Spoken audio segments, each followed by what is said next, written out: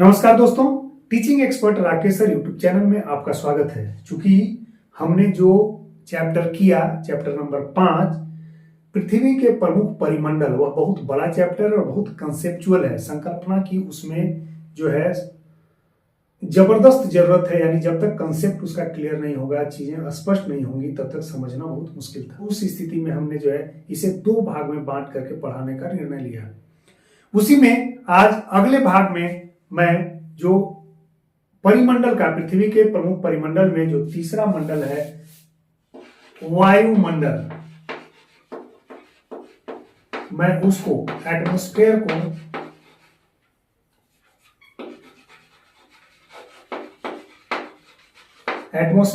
और ये प्रमुख मंडल में एक है, उसकी चर्चा करूंगा। और इसके बाद जीव मंडल जो बायोस्फीयर है, एक इसकी चर्चा की जाएगी और दूसरा जो है जीव मंडल, जिसको बायोस्फीयर कहते हैं, इसकी चर्चा की जाएगी। यही 2 पार्ट में जो है सेकेंड पार्ट, यानी चैप्टर के पृथ्वी के परिमंडल के की जो क्लास ली जा रही है, उसके सेकेंड लेक्चर में इसी 2 मंडल की चर्चा मैं करूंगा। वायुमंडल की बात करते हैं।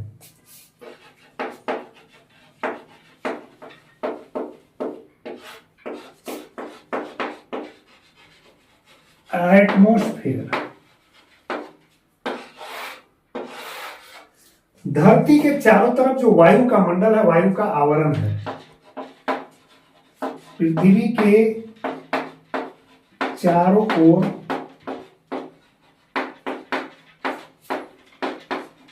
पाई जाने वाली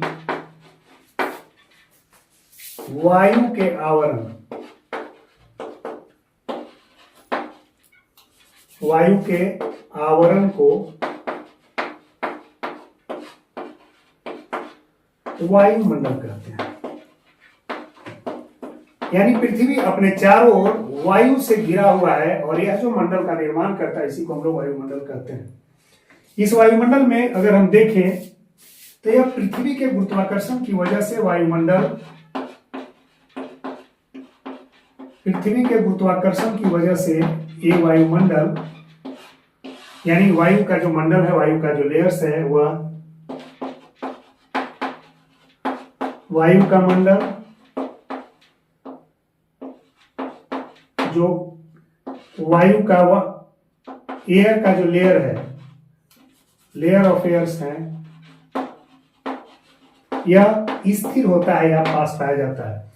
इसका जो विस्तार होता है पृथ्वी से 1600 किलोमीटर की ऊंचाई तक पाया जाता है। यानी समुद्र तल से जो 1600 किलोमीटर तक की ऊंचाई है, इसी ऊंचाई तक वायुमंडल का विस्तार है।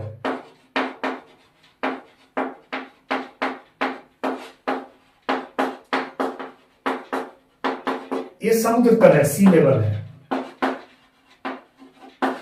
अब आपके दिमाग में अब बात आएगा कि समुद्र तल से ऊंचाई की बात का क्या कंसेंस है। समुद्र तल से हम ऊंचाई की बात क्यों करें? समुद्र तल से 1600 किलोमीटर ऊंचे आवरण में मिलने वाले जो वायु का मंडल है, हम यहाँ समुद्र तल का नाम क्यों ले रहे हैं?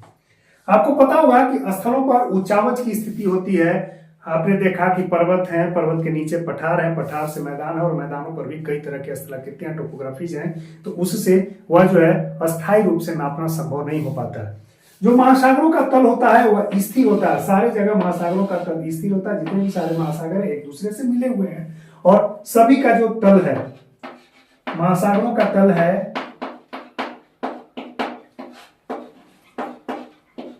वह क्या होता है? स्थिर होता है।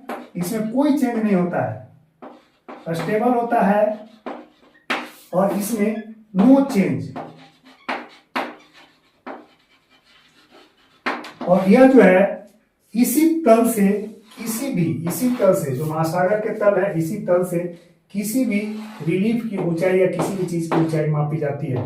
तो वायुमंडल की भी ऊंचाई, अगर हम पर्वतों की बात करें तो जैसे हिमालय पर्वत में जो एवरेस्ट है, जो एवरेस्ट पीक है, जिसको माउंट एवरेस्ट कहते हैं, यह भी इस समुद्र तल से ही, मैंने पठार बताया, इसके बाद मैदान बताया, तो इस समुद्र तल से, यह जो समुद्र तल है, इसी तल से यहाँ तक की ऊंचाई मापी जाती है और यह ऊंचाई 8848 मीटर है। अगर हम प्रशांत महासागर में एक मैरियाना का ट्रेंच है, इस तरह का है, गहरा हिस्सा है, तो यह भी समुद्र तल से अगर हम उसकी गहराई मापें समुद्र तल से, तो यह गहराई यहां से लेकर के यहां तक 11,022 मीटर है, जो दुनिया का सबसे गहरा स्थल है। इसको हम लोग मैरियाना ट्रेंच के नाम जानते हैं, मैरियाना ट्रेंच के नाम से जानते हैं, मैरियाना ट्रेंच। तो आपने देखा कि कैसे समुद्र तल से जो है किसी भी ऊंचावच के या किसी भी जो लैंडफॉर्म्स है उसकी ऊंचाई को मापी जाती है। मैंने दिखाया कि कैसे वायुमंडल के जो ऊंचाई है, वायुमंडल का जो विस्तार है, वह 1600 किलोमीटर समुद्र तल से नापा जाता है। और यहां से जो हमने दिखाया कि एवरेस्ट जो दुनिया का सबसे ऊंचा माउंटेन है, माउंट एवरेस्ट जो हिमालय में है, वह 884 मीटर है, वह समुद्र तल से वो नापा जाता है। इसके अलावा प्रशांत महासागर में पाई जाने वाली मरियाना ट्रेंच है, उसकी गहराई भी समुद्र तल से नापी जाती है, 11,022 मीटर है, जो दुनिया की सबसे गहरी गर्त या ट्रेंच के रूप में जानी जाती है। मुख्य रूप से जो वायु के संगठन है, कंपोजिशंस हैं, हम उसकी अगर बात करते हैं तो वायुमंडल में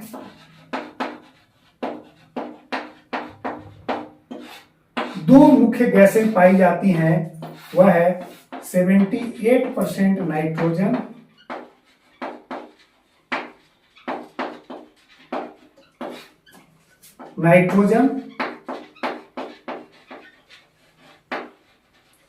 और 1% जो है ऑक्सीजन।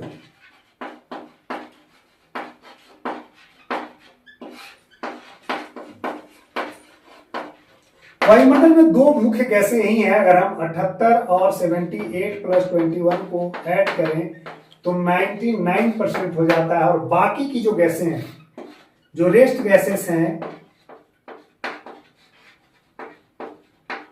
वह 1% में ही सारे हैं, वह 1% में सारे हैं। अगर इसमें हम CO2 कार्बन डाइऑक्साइड की बात करें तो यह 0.003% है। सारे गैसों की अपनी अपनी खासियत है और इस धरती पे जीवन देने में इनका योगदान है। प्राणवायु के बिना जो है, जैसे जल के बिना जीवन संभव नहीं है, वैसे प्राणवायु के बिना जीवन संभव नहीं है। तो अगर ऑक्सीजन ना हो तो सांस नहीं लिया जाए, और सांस नहीं लिया जाए तो जो है सांसें बंद होना, मौत हो जाएंगी। इसी तरह जीवों में वृद्धि के लिए जो ग्रोथ होता है, किसी भी जीव में ग्रोथ होता है, जीवों में वृद्धि के लिए नाइट्रोजन की आवश्यकता होती है। अब आप कहेंगे नाइट्रोजन की क्या जरूरत है? जो ग्रोथ होता है जीव में, उसमें नाइट्रोजन की आवश्यकता होती है, और ग्रोथ का जो मुख्य कंपोनेंट होता है ग्रोथ के लिए वह प्रोटीन होता है, और प्रोटीन का जो मुख्य हिस्सा होता है वह नाइट्रोजन कंपोनेंट होता है, और इस तरह से जीवों के ग्रोथ के लिए यह जरूरी है। कार्बन डाइऑक्साइड जो सबसे कम मात्रा में पाया जाता है, इसकी भी आवश्यकता है। यह होता क्या है कि पृथ्वी से, सूर्य से जो आने वाली किरणें हैं, ये सन से आने वाली जो पृथ्वी पे किरणें हैं, अर्थ पे, इसको ऐसे समझा जाए कि सूर्य से जो आने वाली किरणें हैं अर्थ पे, ये किरणें शॉर्ट वेव के रूप में आती हैं, लघु तरंग के रूप में आती हैं, और जब लघु तरंग के रूप में आती हैं तो पृथ्वी पे आने के बाद पृथ्वी इसका शोषण करती है, और इन तरंगों को फिर से जो है लॉन्ग वेव के रूप में लौटाती है। ये लॉन्ग वेव के रूप में लौटाती है।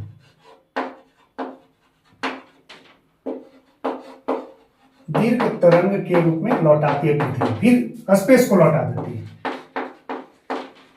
कार्बन डाइऑक्साइड की विशेषता यह है, CO2 की खास बात यह है कि यह लॉन्ग, जो शॉर्ट वेव के रूप में सन से अर्थ तक जो आती है, हीट और लाइट आता है, उसको वह किसी तरह से छेड़छाड़ नहीं करता, यानी सीधा आने देता है। लेकिन धरती से जो लौटने वाली लॉन्ग वेव के रूप में जो स्पेस में रेडिएशन के बाद लौटती हैं उष्मा, उस उष्मा का यह जो है क्या करता है, अवशोषण करता है।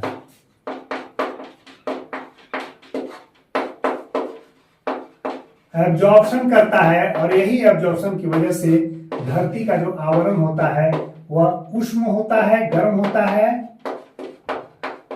और यही जो गर्मी होती है यही जीवों को धरती पर जीने के लायक पर्यावरण बनाती है। जीने के लायक जो ऊष्मा का धरती के आसपास निर्माण होता है इसी CO2 की वजह से होता है। अब आपके मन में ख्याल आता होगा कि बहुत चर्चा ग्लोबल वार्मिंग पे होती है, और इस ग्लोबल वार्मिंग पे जो चर्चा होती है, इस ग्लोबल वार्मिंग में CO2 को सबसे ज्यादा जिम्मेवार ठहराया जाता है, कार्बन डाइऑक्साइड को सबसे ज्यादा जिम्मेवार ठहराया जाता है।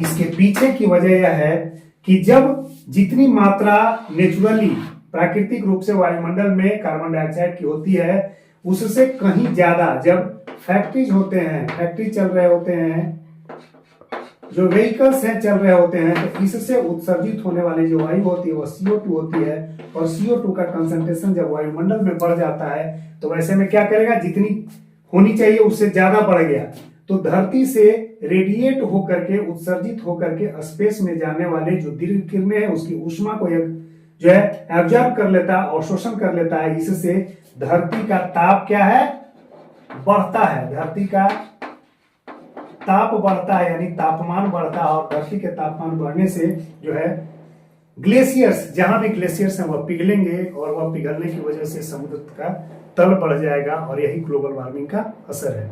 इसीलिए फैक्ट्रीज से लेकर के जितने भी संसाधन हैं इस धरती पर, सारे संसाधनों के नियमित उपयोग की जरूरत है, उनके शोषण, एक्सप्लॉयटेशन की जरूरत नहीं बल्कि दोहन की जरूरत है। और इसी जो भारत के पास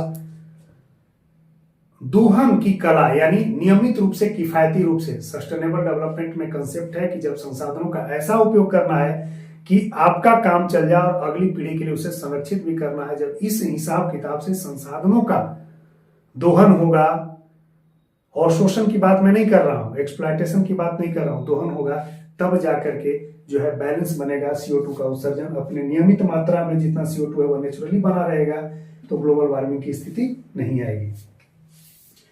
अब हमने जो है देखा कि वायुमंडल की जो स्थिति होती है उसके बारे में हमने देखा कि प्रमुख गैस कौन कौन से हैं, कैसे काम करते हैं, और बाकी गैसों की क्या उपयोगिता है। इसके अलावे हम देखते हैं कि जैसे जैसे धरती से हम ऊपर चले जाते हैं, धरती का अगर सतह है, सरफेस ऑफ अर्थ है, तो जैसे जैसे हम ऊपर चले जाते हैं तो जहां हम धरती से ऊपर की ओर जाते हैं तो प्रति 165 मीटर की ऊंचाई पे जो है तापमान 1 डिग्री सेंटीग्रेड घट जाता है, और जैसे जैसे हम ऊपर चलते जाते हैं वायु का दबाव भी घटता जाता है, वायु का दाब भी, प्रेशर भी घटता जाता है, जो एयर प्रेशर है वह भी घटते जाता है। इसीलिए पहाड़ों पर जाने में जो है सांस फूलने लगती है, वहां वायु का दबाव कम होता है, ऑक्सीजन की मात्रा कम होती है। यह 165 मीटर जा रहे हैं तो वायु का तापमान घट रहा है, यानी जैसे जैसे 165 मीटर बढ़ते जा रहे हैं, हर एक 165 मीटर पर 1 डिग्री टेम्परेचर का ह्रास हो रहा है। इसका मतलब है कि जो वायु के पार्टिकल्स, जो घनत्व है, जो डेंसिटी है, पार्टिकल्स हैं, वह रेयर होते जा रहे हैं, और चूंकि यही जो पार्टिकल्स हैं यह ऊष्मा को, यह हीट को एब्जॉर्ब करते हैं, तो इसमें हीट के एब्जॉर्ब नहीं करने की स्थिति से, नहीं रेयर, स्पार्स होने की स्थिति से, इधर देख रहे हैं कि सघन है वायु मॉलिक्यूल्स, वाटर, ये जो एयर मॉलिक्यूल्स हैं, और इधर जो है विरल हो जाते हैं, जिसकी वजह से इनमें ऊष्मा जो है कम होते जाता है, और इसी तरह से दबाव भी कम होते जाता है।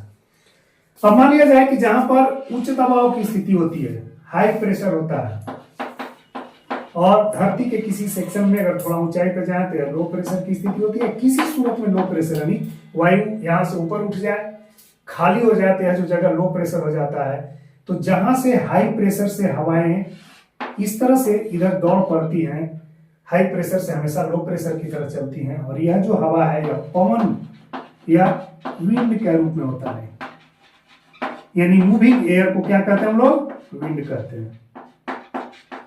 मूविंग एयर जो है यही विंड है, और विंड हमेशा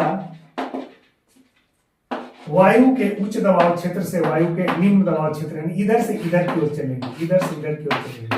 जहां भी उच्च दबाव होगा और जिधर लो प्रेशर होगा, उच्च दबाव से लो दबाव, लो प्रेशर की ओर चलेंगी। और इसी तरह से वायु जो है पवन का रूप, विंड का रूप ले लेता है। अब एक छोटा सा टॉपिक बच गया है जीवमंडल का। जैसे जीवमंडल का हमने जो है लगभग जीवमंडल की चीजें बता दी हैं, जहां पर तीनों चीजें मिलती हैं, यानी स्थल मंडल, हमने बोला कि यह स्थल मंडल है, यह जल मंडल है, और यह जो है वायुमंडल है। इस जिस एरिया में इनका इंटरेक्शन होता है, वेन डायग्राम से देखिए, यह स्थल मंडल है, यह वायुमंडल है, और यह जल मंडल है। ये इंटरेक्टिंग पॉइंट जो है, इंटरेक्टिंग एरिया जो है, यह स्मॉल एरिया जो इंटरेक्ट हो रहा है, इसी को हम लोग जो है बायोस्फीयर कहते हैं। बायोस्फीयर इसलिए क्योंकि बायो में ही पाया जाता है, यानी जीवों का जो है अस्तित्व यही पाया जाता है। और यह दो रूपों में होता है, फ्लोरा एंड फाउना, यानी वनस्पति के रूप में और जीव के रूप में। यहां पर जो आपस में मिल रहे हैं और एक दूसरे पे प्रभाव डाल रहे हैं, इस प्रभाव से सबका प्रभाव एक दूसरे पे पड़ता है, और सब पर का प्रभाव पड़ने से इस पे जो है एक अंतःक्रिया की स्थिति उत्पन्न होती है। जैसे आपने अभी देखा कि वायुमंडल में जब CO2 की मात्रा बढ़ा देते हैं, या CO2 की मात्रा जैसे ही बढ़ा रहे हैं, मात्रा बढ़ा रहे, कैसे बढ़ा रहे हैं, तो फैक्ट्रीज लगा करके जो व्हीकल्स हैं उससे निकलने वाले जो धुएं हैं, जो स्मोक्स हैं, और जो रिसोर्सेस का एक्सप्लॉयटेशन हो रहा है, यानी दुरुपयोग हो रहा, उपयोग से ज्यादा दुरुपयोग हो रहा, तो ऐसी स्थिति में CO2 से हमने देखा कि ग्लोबल वार्मिंग होता है। और ग्लोबल वार्मिंग क्या करता है, जो स्थल पे पाए जाने वाले जो आइस वाले क्षेत्र हैं, हिम वाले क्षेत्र हैं, जो पहाड़ों पे पाए जाते हैं, स्थलों पे पाए जाते हैं, जैसे अंटार्कटिका वगैरह की बात हमने किया, आर्कटिक सागर की बात की, तो वह पिघलने लगते हैं, और पिघल करके या कहाँ चले आते हैं, जलमंडल में, समुद्र में आएंगे। और जब मात्रा से ज्यादा यहाँ आ जाएगा तो यह जलमंडल में क्या होगा, समुद्र का तल जो है वह ऊंचा उठने लगेगा, और धरती, समुद्र का तल जो है ऊंचा उठने लगेगा, और धरती का जो तटीय क्षेत्र है, समुद्र के तल के ऊंचा उठने से जो तटीय क्षेत्र है वह डूबने लगेगा, डूब जाएगा, और इस तरह से एक दूसरे पर प्रभाव डालेंगे। तो आशा है कि आज जो है धरती के प्रमुख मंडल, परिमंडल है, उसके बारे में चर्चा बहुत सार्थक हुई है, और आपको बहुत अच्छे से समझ भी आया होगा। मुझे नहीं लगता कि अगर आप इस वीडियो को देखने के बाद NCERT की किताब देखेंगे तो किसी तरह की कोई दिक्कत होगी। बिल्कुल स्पष्ट कर दिया गया संकल्पना के स्तर पे।